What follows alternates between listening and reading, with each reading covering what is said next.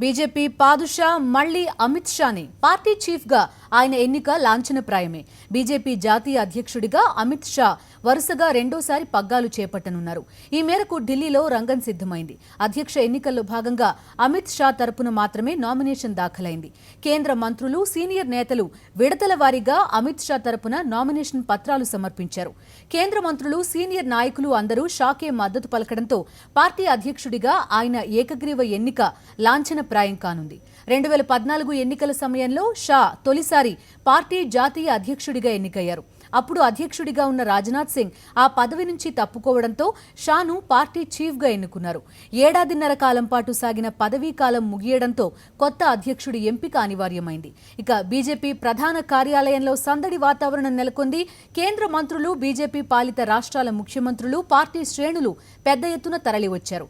అధ్యక్ష ఎన్నిక ముగిసిన తర్వాత ప్రధానమంత్రి నరేంద్ర మోదీ అమిత్ షాతో పాటు పార్టీ నేతలకు విందు ఇవ్వనున్నారు.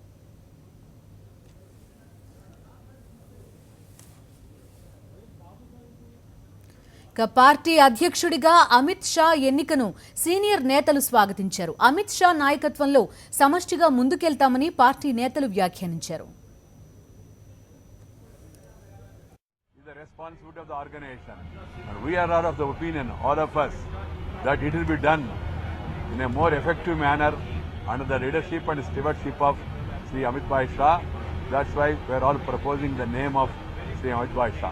We are very happy and proud today that Shri Amit Shah ji, who began his journey as an humble party worker, today took BJP to great heights as the All India President.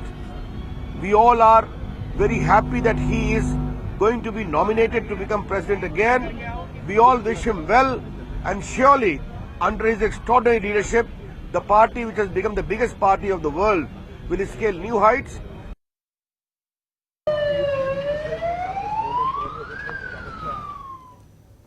Amit భాయ్ అనిల్ చంద్ర అమిత్ షా, క్లుప్తంగా అమిత్ షా, కాషాయ దళానికి సుపరిచితమైన పేరు. ప్రధానమంత్రి నరేంద్ర మోదీకి అనుంగు అనుచరుడిగా పేరు పొందిన Amit Shah 1964 October 22న ముంబైలో ఒక గుజరాతీ కుటుంబంలో జన్మించారు. డిగ్రీ పూర్తి చేసిన షా స్టాక్ బ్రోకర్గా పనిచేశారు. తండ్రి చేస్తున్న వ్యాపారంలో భాగస్వామి అయ్యారు. చిన్నతనంలోనే సంఘ్ కార్యకలాపాలకు ఆకర్షితుడైన షా కాలేజ్ టైంలో ఆర్ఎస్ఎస్లో చేరారు. 1982లో మొదటిసారి నరేంద్ర మోదీతో ఆయనకు పరిచయం ఏర్పడింది. ఆ టైంలో మోదీ ఆర్ఎస్ఎస్ ప్రచారకగా పనిచేస్తుండేవారు.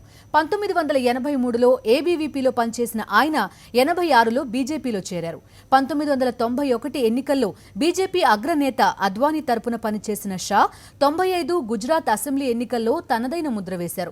ఆ టైంలో షా, మోదీలు కలిసి రాష్ట్రంలో పార్టీ పటిష్టత కోసం విస్తృతంగా పనిచేశారు. 1997లో తొలిసారి ఎమ్మెల్యేగా ఎన్నికయ్యారు. 2001లో గుజరాత్ ముఖ్యమంత్రిగా నరేంద్ర మోదీ రావడంతో ఆయన దశ పూర్తిగా మారిపోయింది. 2014లో మోదీ ప్రధానమంత్రి అయిన తర్వాత పార్టీలో షాకు ప్రాధాన్యం పెరిగిపోయింది. అద్వానీ, సుష్మా, మురళీ మనోహర్ జోషి తదితరులను కాదని షాకు ఏకంగా పార్టీ జాతీయ అధ్యక్ష పదవిని కట్టబెట్టారు.